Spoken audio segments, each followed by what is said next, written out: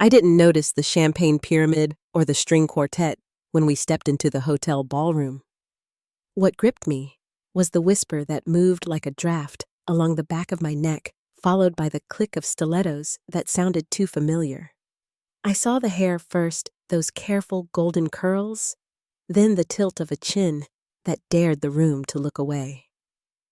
The dress came into focus a second later, a midnight blue sheath with a narrow satin belt, the very one Marcus once called unforgettable on our 7th anniversary. My hand found the small white envelope inside my clutch, an anchor, more than a weapon, steadying the tremor building in my chest. I could taste the scent of my own perfume, gardenia and cedar, trailing on someone else's skin. And that's when the ceiling lights felt a shade brighter than they were a moment ago.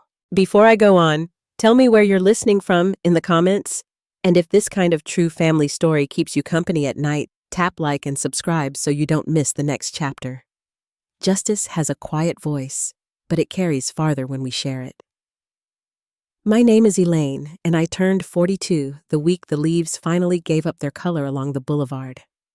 I advise first-generation students who remind me of the young woman I once was, hopeful, stubborn, and willing to hold 2 jobs if that's what it took.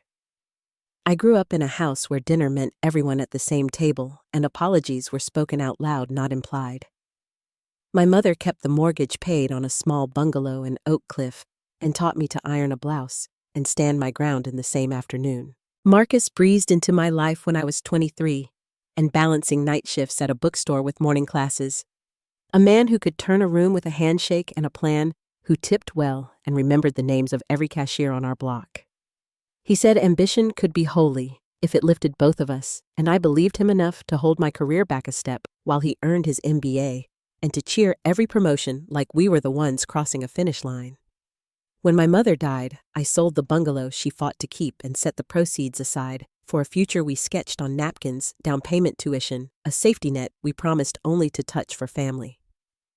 We bought a home on a quiet street where the neighbors decorated together at Christmas, and our daughter Molly learned to ride her bike going downhill, squealing at the wind like it was a new friend. I packed lunches and wrote notes on napkins. Marcus learned how Molly liked her pancakes, then forgot some weekends because business trips stacked up like magazines on a coffee table. We saved for a backyard deck for college funds for a trip to Yellowstone we postponed twice because timing matters in finance, and as he said, the next rung would set us up for life. I told myself success had seasons and that this one belonged to him because the next would belong to us, and on most days, I believed it enough to feel settled. When the phone spent more time face down, I told myself privacy mattered. When a customer's perfume followed him home on a Tuesday, I told myself proximity lingers. Serena, who has known me since the days we split a single plate of nachos in college, once said that most marriages fray along edges so slowly you don't hear it until a thread snaps. I heard it on a Sunday soft as a sigh when Marcus called from Houston, but the traffic behind him had the gravelly sound of the tollway I take to campus. I let it pass because Molly was building a fort in the living room, and the smell of chili was rolling out of the kitchen like a memory. A week later, Serena sent a text that sat unread for a full minute while I set the table, 3 photos taken from the sidewalk outside a restaurant in Uptown. A familiar profile, leaning toward a woman with a laugh you could hear even through glass. I didn't reply right away because naming something makes it real, and I needed a little more time in the room where my daughter's crayons were scattered and the dog was asleep, where the world felt ordinary and safe. In our house, we kept promises by writing them down on paper budgets, summer plans, the list of places Molly wanted to see before she turned 12.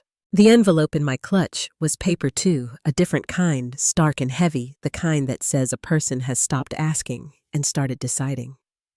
I had an invitation to Marcus's office gala taped to the fridge and a dress bag hanging from the closet door. Not the midnight blue, but something that fit my skin like a decision I'd already made. I wasn't walking into that ballroom to raise my voice or stage a scene. My mother didn't raise me to confuse dignity with noise. But I understood something as the week turned toward Friday. Sometimes the only way to be heard is to let silence do the speaking and to place the right document in the right hand at the exact right moment. I dabbed perfume on my wrists and thought about Oak Cliff, about the bungalow we lost, and the future it bought, about the night I told Marcus we were a team and believed it like a psalm. Molly fell asleep on my sister Jenna's couch while we braided her hair and watched a movie we'd both seen before, and the quiet in Jenna's living room sounded like safety. I left early to meet Marcus at the hotel, to do what wives are expected to do when a man works hard, and the company celebrates smile nod, fill the space beside him. The elevator ride felt long enough to count the beats of my heart and steady them. And when the doors opened, the music swelled like a curtain call, and the whisper found me again. I took one step, then another, and tightened my grip on the little white envelope. The ballroom quieted, as if the string quartet had missed a note, though they played on without falter. I felt every pair of eyes draw toward me, then shift toward Marcus, and then back again to the woman standing across the room. Tessa Lane walked as though the floor had been set just for her, her champagne flute swinging like a pendulum that marked the seconds until impact. My throat tightened when the glow of the chandeliers landed on her dress, midnight blue satin, with the same belt Marcus once said only I could carry. A ripple of whispers moved through the crowd, some sharp enough to sting, others low enough to curdle. Marcus followed my gaze, and the false warmth drained from his face. His hand found my arm with a desperate squeeze.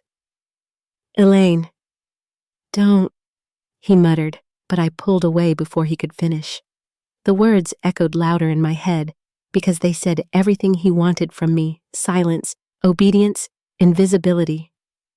Tessa reached us her perfume, a mix of vanilla and wine, and her smile sharpened like glass.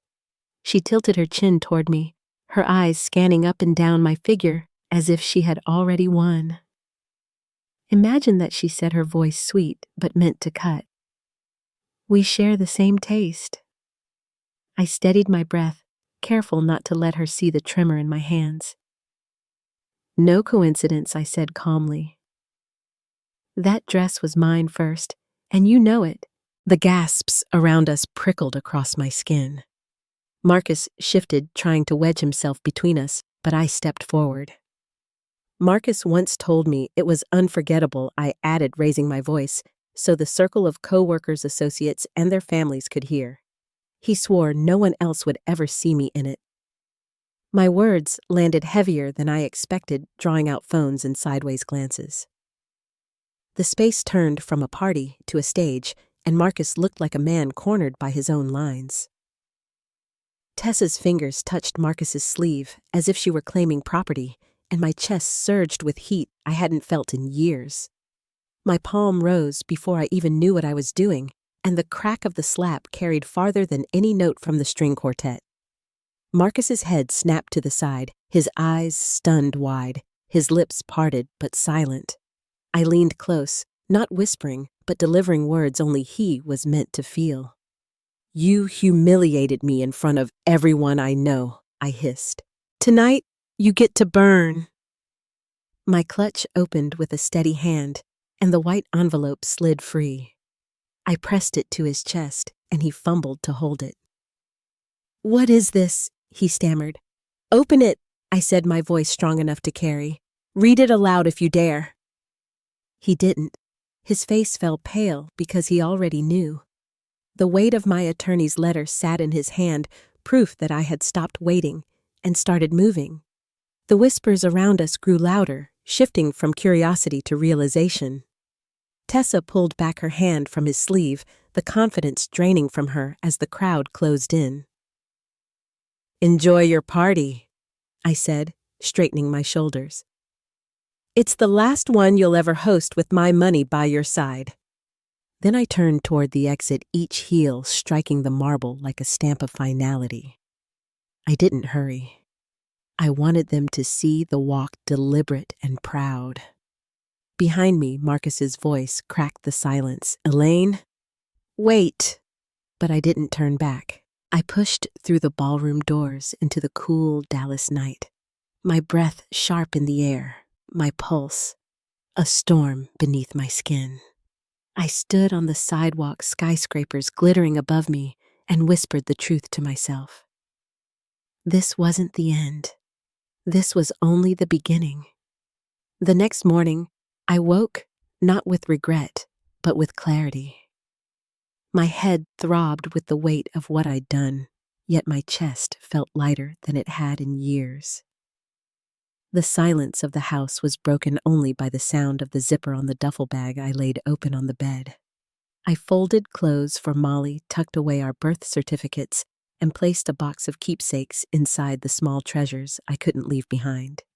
Each piece I packed wasn't an escape, it was a declaration. I dialed the bank before noon. Every joint account we held was familiar to me, the numbers marked in my memory from years of balancing budgets while Marcus climbed ladders. I moved half into an account under my name, only the half that was legally mine. Then I froze the credit cards, imagining his expression when they declined at some restaurant meant to impress her. The thought didn't bring joy, only justice. By early afternoon, I sat across from a lawyer in a downtown office, my palms resting flat on the desk to steady myself. I want a divorce, I said, my voice clear and steady. He leaned back, measuring me with a quiet look, but I didn't let silence linger. I slid my phone across the desk. Serena's photos waiting on the screen. I have proof. That night, Marcus finally returned home. His tie loose, his skin drained as if the day had aged him 10 years. He stopped cold when he saw the half-empty closet. "What is this?" he demanded, his voice cracking with disbelief. I folded Molly's sweater and placed it into the bag without looking up. "It's called leaving Marcus. You should recognize it. You've had plenty of practice." He ran a hand through his hair, pacing across the carpet. "Elaine, you can't do this. We need to talk. We can fix this." I laughed, the sound foreign even to my own ears, sharp and dry. "Fix this. You paraded your mistress in my dress in front of your entire office. You've been lying for years. There's nothing left to fix." His jaw clenched as he shot back. "You're overreacting. Think about Molly. Think about our family." I looked up finally, my eyes locking onto his. I am thinking about Molly. That's why I won't let her grow up watching her father gamble away everything for his ego. She deserves better. His lips parted, but no words followed. He looked smaller in that moment, shrunken beneath the weight of the truth. I pulled the copy of the attorney's letter from my bag and placed it on the counter. "You'll get served soon," I said, my tone even. "Don't worry, it's all in writing." His face drained again. "You spoke to a lawyer?" "Of course I did," I replied, lifting the duffel onto my shoulder. "Did you think I'd keep pretending, waiting for you to come home with excuses written in lipstick?" He tried to step toward me, but I raised a hand. "Stay back, Marcus. Every step you take from now on, remember, I'm already 10 steps ahead." My keys clinked in my grip as I walked past him out into the night. My heart raced like I had leapt from a cliff, but my feet stayed steady, each step firmer than the last. For the first time in years, I wasn't the one left behind. I was the one leaving, and Marcus was just beginning to realize he had underestimated the only person who knew exactly how to dismantle him piece by piece. And as the door shut behind me, I understood one thing clearly. He thought money was his weapon, but it was about to become his downfall. The morning after I walked out with my duffel bag, the silence of my sister's guest room felt heavy, but strangely safe. Molly slept curled against me, her small hand resting on my arm, her breathing even and steady. I lay awake long after dawn, staring at the faint light pressing through the blinds, knowing this was the first of many mornings we'd face without Marcus under the same roof. It didn't feel like freedom yet. It felt like standing barefoot on the edge of a cold floor, steadying myself before I took the next step. By the third day, reality settled in. I couldn't just hide in Jenna's spare bedroom while the world carried on. Molly needed stability, and I needed to face the consequences of the choices I'd made. I took her to school myself, walking her into the building and watching her join her classmates with a brave little smile. She didn't ask about her father, not directly, but I could see questions in her eyes that she was too young to put into words. That silence was harder than any argument Marcus could throw at me. Back at the house, Marcus left messages that shifted in tone with every hour. The first few were full of anger, his voice raised, demanding explanations. By evening, they turned into pleas. "Elaine, please, we can work this out. Don't drag Molly into this." His words scraped against me, pulling at the years I'd spent believing in the man I thought he was. I didn't answer. I knew if I heard his voice directly, I might waver, and I couldn't afford to bend now. Jenna tried to distract me with small things, meals at the kitchen table, walks around the block, helping Molly with homework while I sat nearby. At night, after Molly was asleep, Jenna would sit across from me with a mug of tea. "Are you holding up?" she'd ask gently.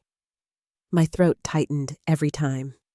I'd nod, but tears burned behind my eyes because the truth was complicated. I wasn't broken, but I wasn't whole either. I was somewhere in between, learning how to breathe again, without his shadow filling the room. Serena came by one afternoon, her camera bag slung over her shoulder, as if she'd been in the middle of a shoot. She wrapped me in a hug that smelled faintly of coffee and hairspray. "You're stronger than you think," she whispered before she even sat down. Then she pulled out her phone and slid it across the table. More photos, Marcus and Tessa, at a restaurant, her hand on his chest, his laugh careless. "I thought you should see these before they come to you, some other way," Serena said. My stomach twisted, but I didn't cry. I only nodded. Proof didn't hurt anymore. It clarified. At night, I lay awake listening to Molly's soft breathing, the occasional hum of Jenna's fridge, and my own restless thoughts. The weight of years pressed down the dinners I ate, alone the excuses I accepted, the inheritance I poured into Marcus's dreams. I remembered the blue dress hanging in the back of my closet, the one he had promised no one else would ever see. I could still hear the crack of my palm against his cheek in the ballroom, sharp as thunder. That sound replayed in my mind, not with regret, but with a strange kind of justice. By the end of the week, Marcus appeared in person. He showed up outside Jenna's house after dark, pounding on the front door, until David went out to face him. I watched from the upstairs window, Molly clutched against me, her wide eyes fixed on the sound of her father's voice. "Elaine, please just come outside. We can talk," he shouted. His face looked different, drawn, frantic, the calm veneer stripped away. David stood firm, his voice low but clear. "You need to leave Marcus, or I'll call the police." Marcus paced the sidewalk, running his hands through his hair, muttering words I couldn't hear. Finally, he stormed off his car, engine roaring into the night. That scene replayed in my head long after he was gone. Molly fell asleep eventually, but I lay awake staring at the ceiling.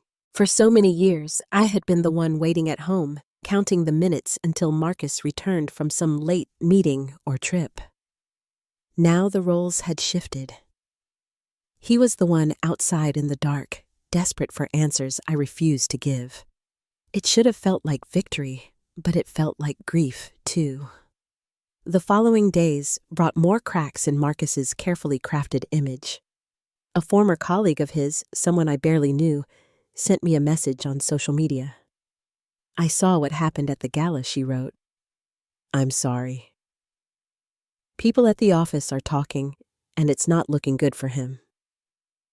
I read the message twice, my hands trembling, realizing the circle of whispers was widening.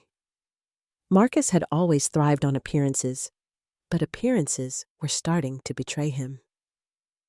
One afternoon, I picked Molly up from school and stopped at the park. She swung on the monkey bars while I sat on a bench, the sun warming my shoulders. Out of nowhere, she climbed down and sat beside me. "Mommy," she said quietly, "why doesn't Daddy come home anymore?" My chest ached, but I wrapped my arm around her. "Daddy made choices that hurt us," I said gently. "So for now, it's just you and me."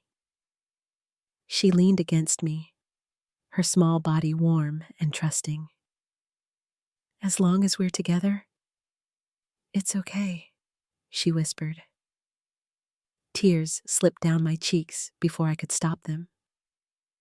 That night, I scrolled through Marcus's voicemails, listening to his voice crack and falter. "You're ruining me, Elaine. Please don't let this end like this. I'll do anything. Just talk to me." I deleted the messages one by one, my thumb steady on the screen. It wasn't me ruining him. It was his own choices unraveling the life he built. For the first time in years, I wasn't the one holding everything together. I was letting it fall, and he was the one left scrambling. The quiet suffering wasn't just in sleepless nights or hidden tears. It was in the restraint I held when every part of me wanted to scream. It was in the way I smiled for Molly when I felt hollow inside. It was in the way I folded laundry in Jenna's guest room, as though it were my own home, reminding myself this was temporary. But within the ache, a new kind of strength was growing. Every silent tear was turning into resolve. I began to realize that Marcus wasn't just losing me. He was losing the stage he'd built for himself. His colleagues, our neighbors, even his own family were starting to distance themselves. And while he unraveled publicly, I was beginning to stitch myself back together privately. My suffering was still there, but it was no longer weakness. It was fuel, and I knew it was only a matter of time before my quiet resolve would become something sharper, something that could no longer be ignored. The days that followed Marcus's late-night visit outside Jenna's house carried a strange stillness. The storm I had been holding back for years was finally out in the open, and with it came a kind of raw clarity. I no longer questioned whether I was imagining things or if I was being too harsh. The doubts that had once wrapped around me like chains were gone. I could see my marriage for what it was, a stage he had built on my sacrifices, and a stage I no longer intended to stand on. That week, I met with my attorney again, sitting across his polished desk with a folder of documents I'd been quietly gathering for months. Bank statements, travel receipts, credit card charges, all the little trails Marcus had left behind. While thinking, I wasn't looking. My lawyer, Mr. Grant, studied them carefully, adjusting his glasses as he flipped through each page. "You've been thorough," he said, at last, his voice calm but firm. "This will matter when we talk custody and assets." Hearing those words steadied me. For so long, Marcus had made me feel small. Now I held proof that his actions were bigger than any excuse he could invent. At home, Molly sensed the change too. She still asked fewer questions than I expected, but her eyes followed me with trust. When I told her we would be moving into a smaller place soon, she didn't flinch. "As long as we're together," she said, curling against my side. That single line became the compass I carried into every meeting, every decision. I wasn't just doing this for myself. I was doing it for her to give her a home where she wouldn't have to wonder why her father's car wasn't in the driveway again. Marcus, on the other hand, grew more desperate. His messages piled up long, rambling voicemails filled with promises to change pleas for just one conversation and bursts of anger when I didn't respond. I blocked his number, not out of spite, but because every word felt like an attempt to reel me back into his orbit. It was silence, not shouting, that gave me power now. He had never known how to handle silence, and watching him unravel in it was almost more telling than any fight we had ever had. It wasn't long before whispers began circling back to me. A colleague of Marcus's, someone I barely knew, reached out quietly. She mentioned seeing him bring Tessa to a company dinner months earlier, long before I had proof.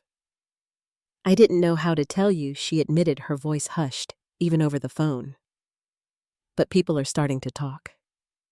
I thanked her without anger, only with the steady understanding that the truth had a way of surfacing when the time was right.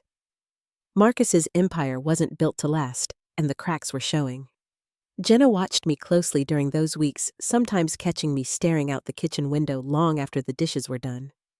One night, she poured me a glass of wine and set it on the counter beside me. "You don't have to carry it all at once," she said softly. "Take it one piece at a time."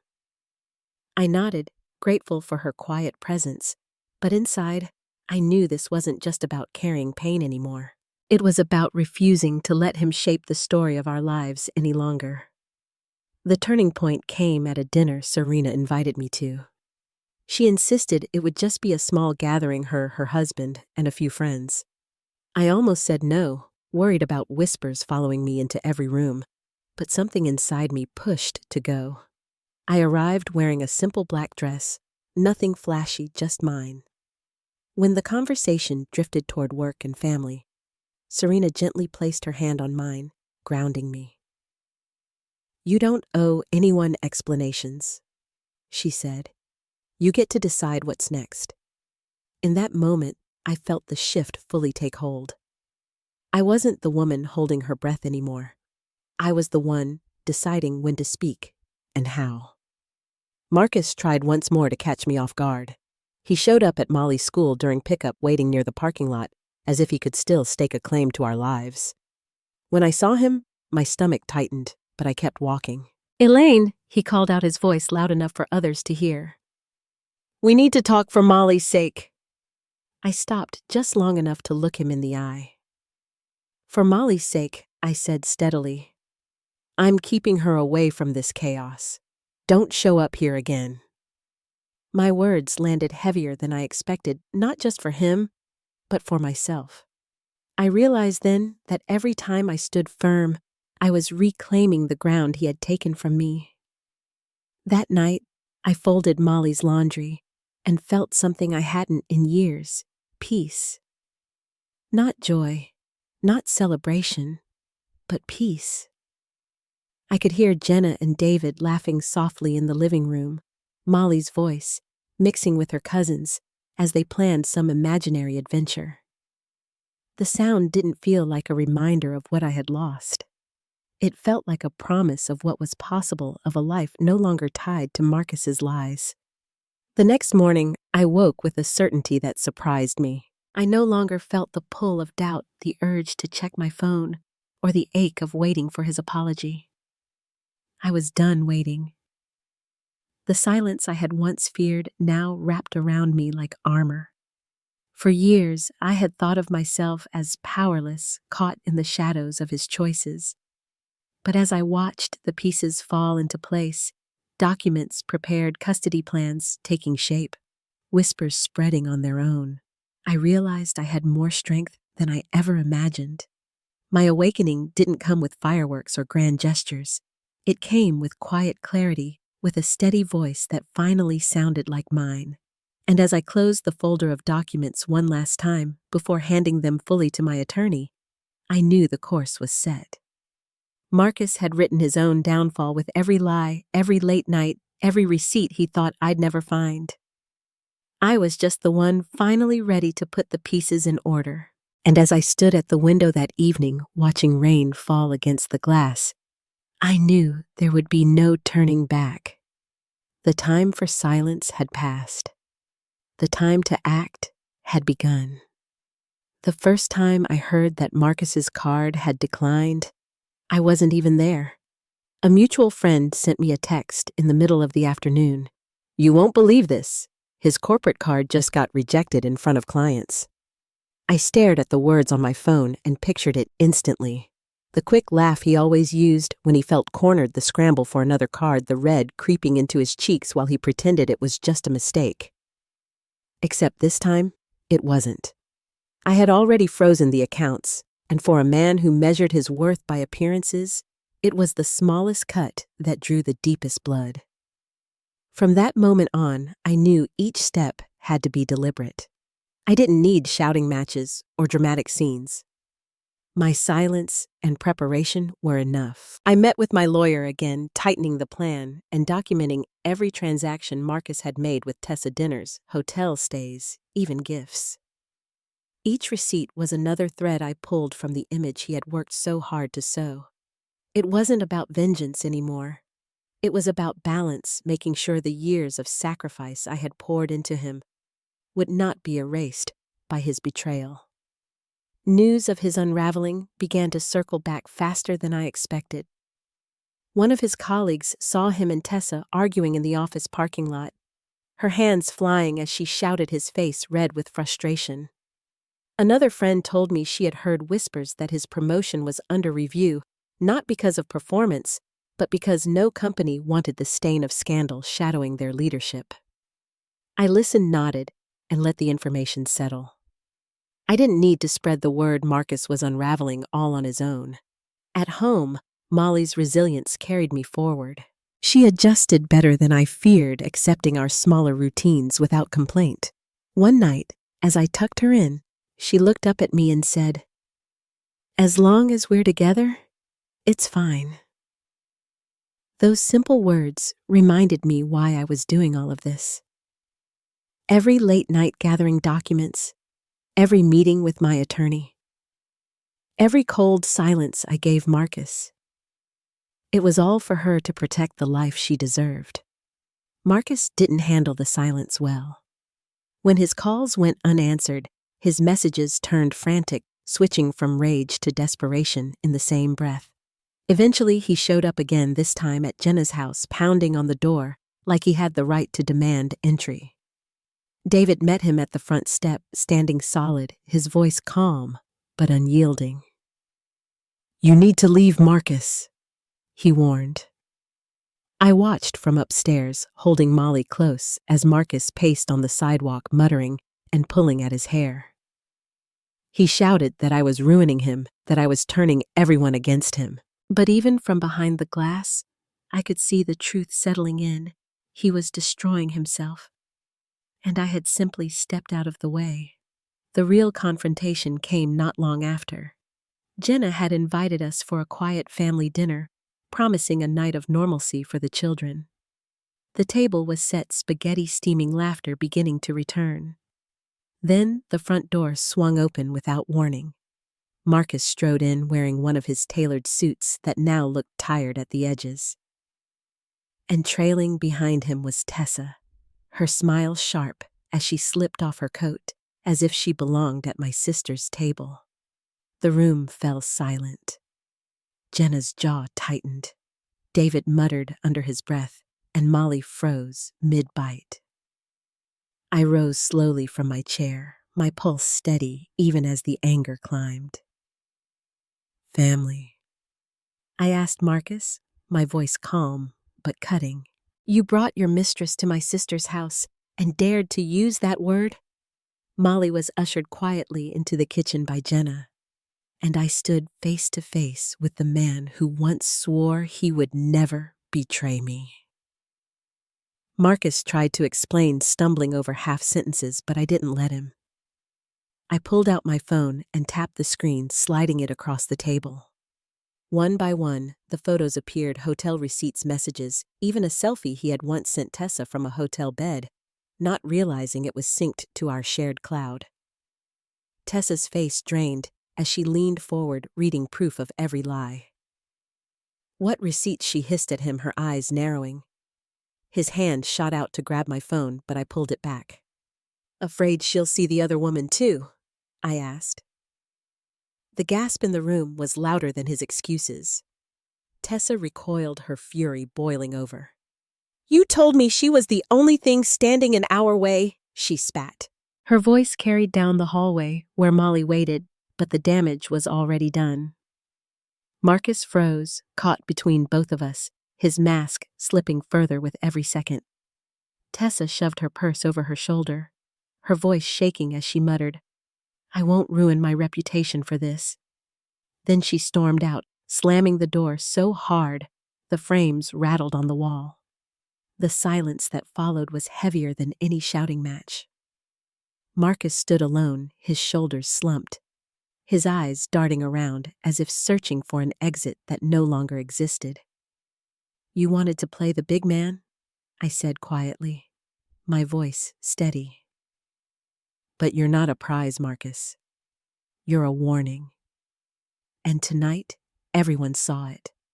Jenna's face flushed with anger as she stepped forward. "Get out!"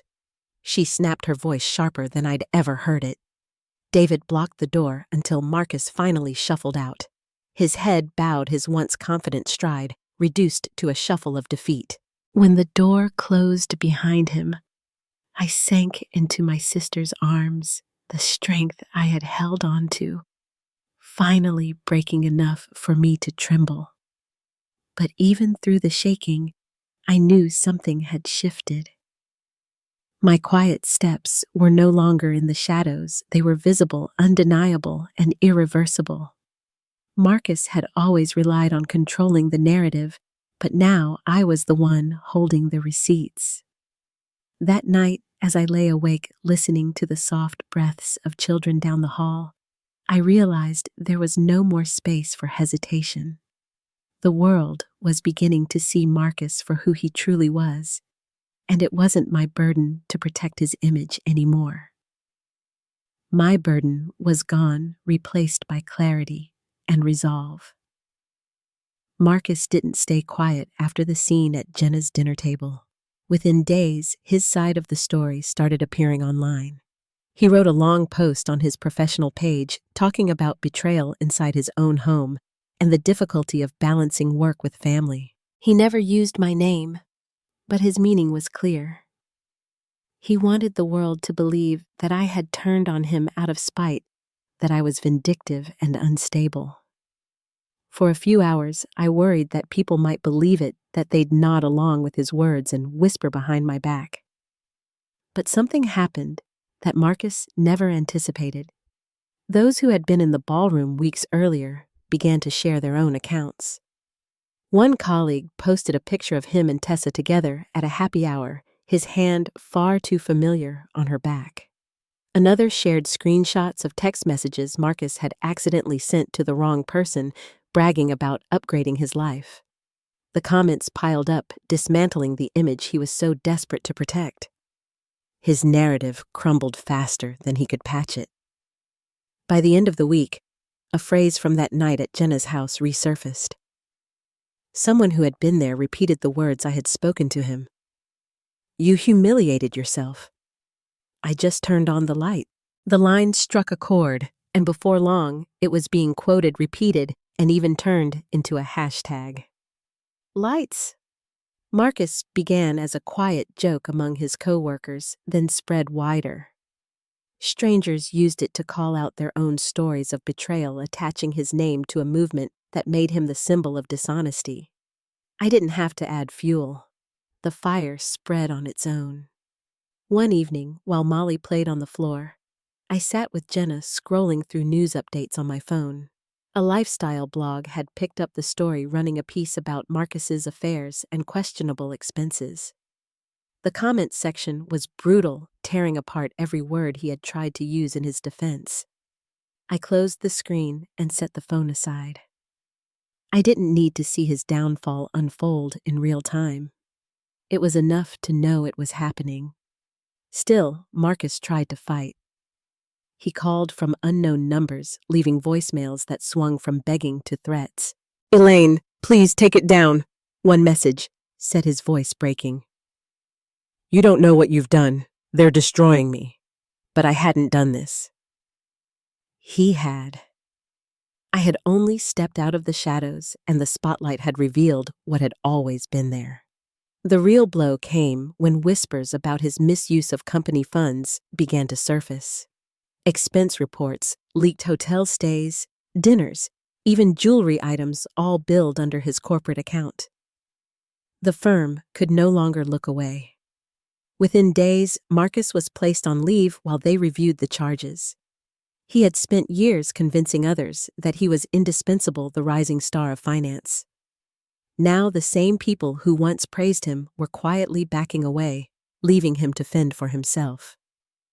Tessa disappeared from view soon after.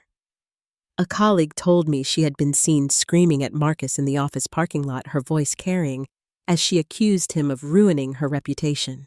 By the end of that week, her social media was wiped clean, her name scrubbed from company events.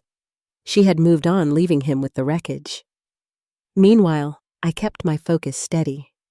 Every evening, I reviewed documents with my attorney, tightening the case for custody and assets. Every morning, I walked Molly to school, holding her hand, answering her questions as honestly as I could, without placing the weight of Marcus's mistakes on her small shoulders. The balance gave me strength, quiet stability at home, while chaos consumed him everywhere else. One night, I sat at Jenna's kitchen table while David sorted through school papers. My phone buzzed with another voicemail, Marcus's voice breaking through in sobs.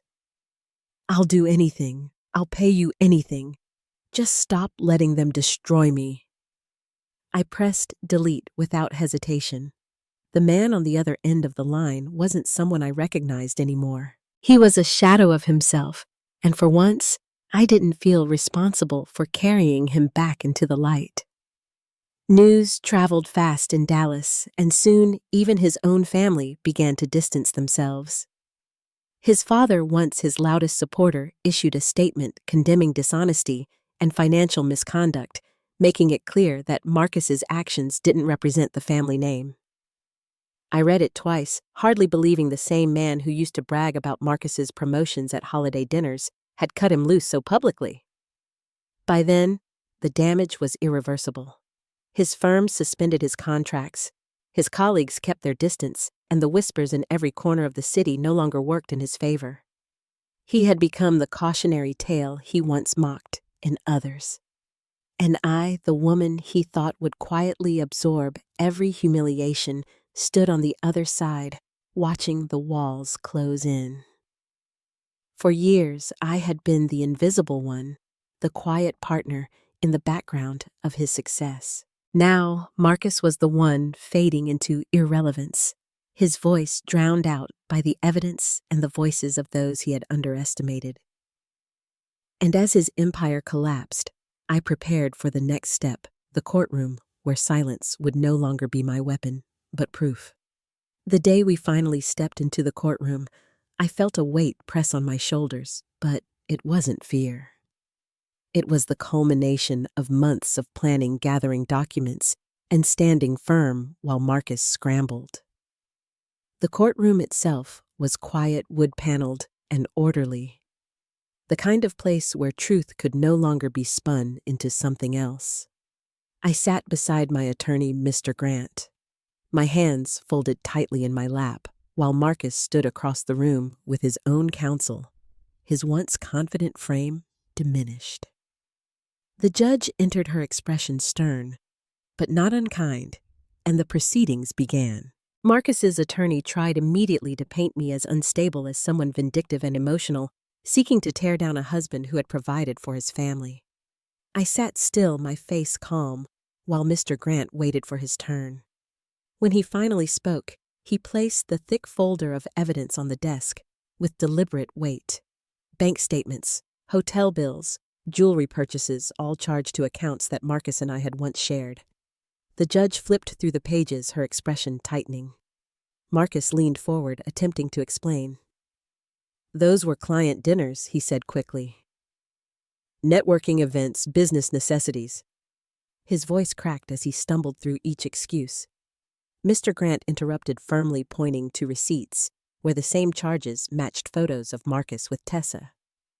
The judge looked unimpressed, her gaze shifting from Marcus to the papers in front of her.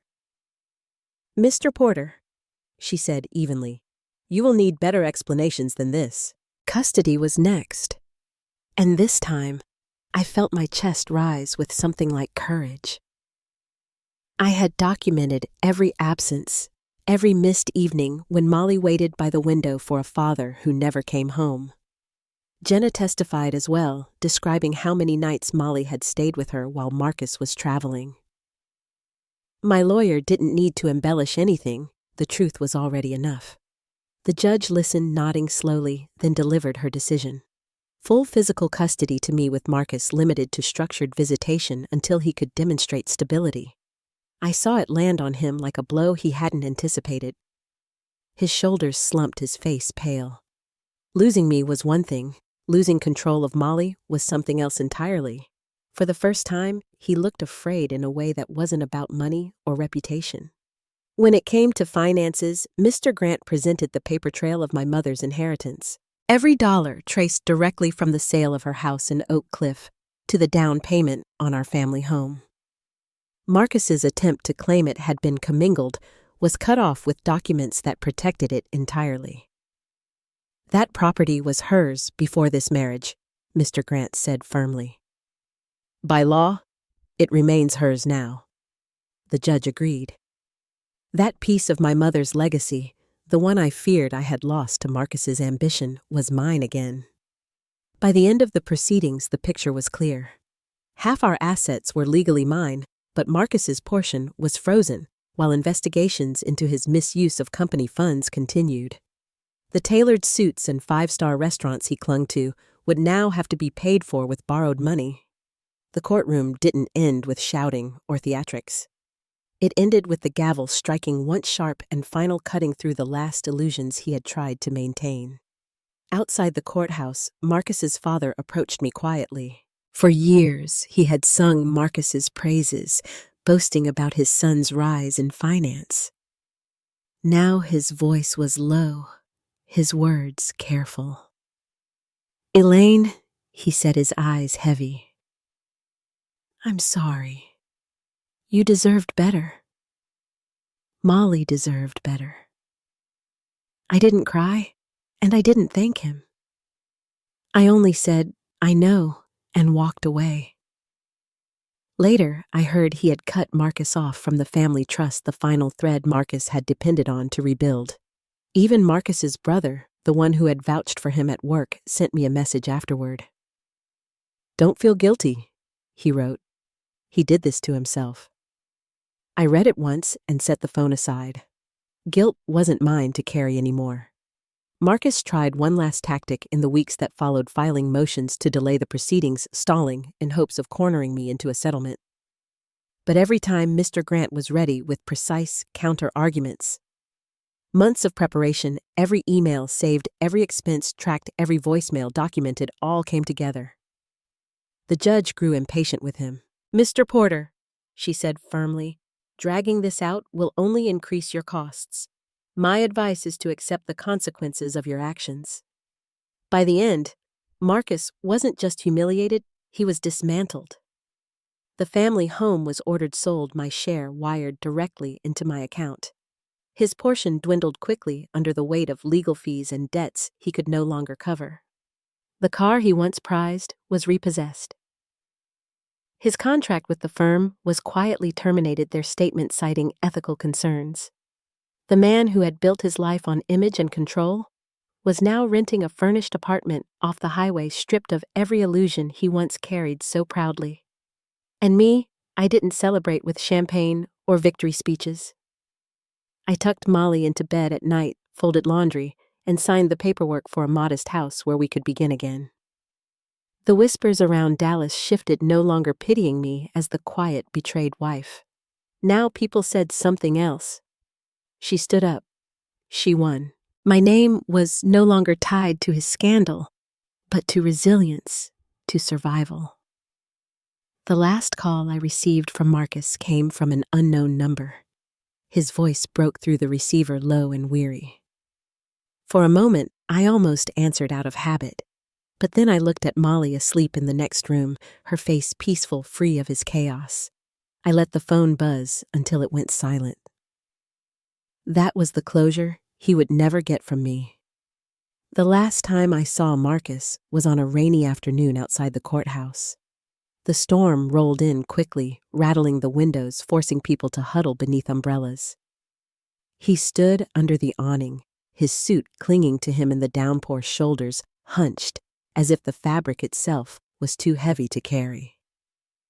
When he saw me, he tried to straighten his lips, pulling into a smile that never reached his eyes. "Elaine," he said softly, his voice nearly swallowed by the rain. "Thank you for coming." I folded my arms, careful not to step closer than I had to. He spoke of mistakes, of losing everything, of wanting another chance. His eyes darted to the ground when I reminded him it wasn't mistakes that had torn us apart. It was choices, deliberate and repeated. He reached out as if to touch my arm, and I stepped back, my voice calm but final. "You're the architect of your own destruction, Marcus." I just stopped holding up the walls. His face fell, and for the first time, I saw the truth sink in. There was nothing left for me to save. I turned and walked into the rain, each drop soaking into my hair and coat. But I felt lighter with every step. Behind me, there was no pleading, no footsteps trying to follow, only silence swallowed by the storm. That was the day I closed the door on us for good, not with anger, but with clarity. 2 years have passed since then. Life has settled into something steady, something honest.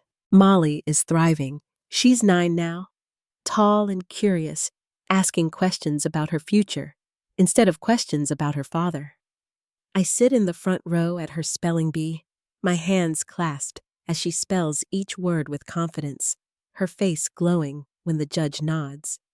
She no longer waits by the window, no longer asks why he hasn't come home. She knows enough, and what she doesn't know, she doesn't miss. As for me, I've rebuilt piece by piece. I found a modest house not far from Jenna, and David painted the walls in soft colors that make the rooms feel warm, filled them with laughter that doesn't have to cover silence.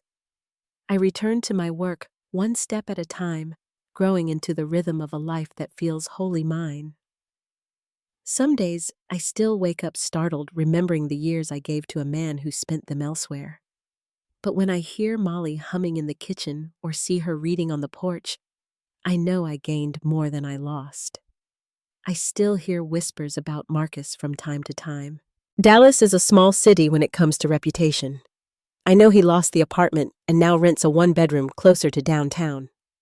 I know the firm never took him back, and Tessa married someone else within a year. People mention his name in hushed voices, shaking their heads at how far he fell. But I don't linger on him. His story isn't mine to carry anymore. Storms used to terrify me. I hated the way thunder shook the windows, the way rain pressed down on the roof like it might break through. Now, when it rains, I find myself smiling. Molly once asked why, and I told her, because storms don't scare me anymore. I walked through one, and I came out stronger on the other side. That's the truth of it. His betrayal didn't ruin me, it refined me. It burned away the illusions I had clung to and left me standing in the clear. In the end, justice wasn't just about the courtroom or the papers signed. It was about reclaiming my dignity, my voice, and showing my daughter that silence can be strength and boundaries can be love. I didn't just survive what Marcus did, I built a life beyond it, and that's the lesson I carry now. Before we close, I'd love to know what part of this journey spoke most to you. Share your thoughts in the comments, and if you'd like to hear more true family stories, stay connected here.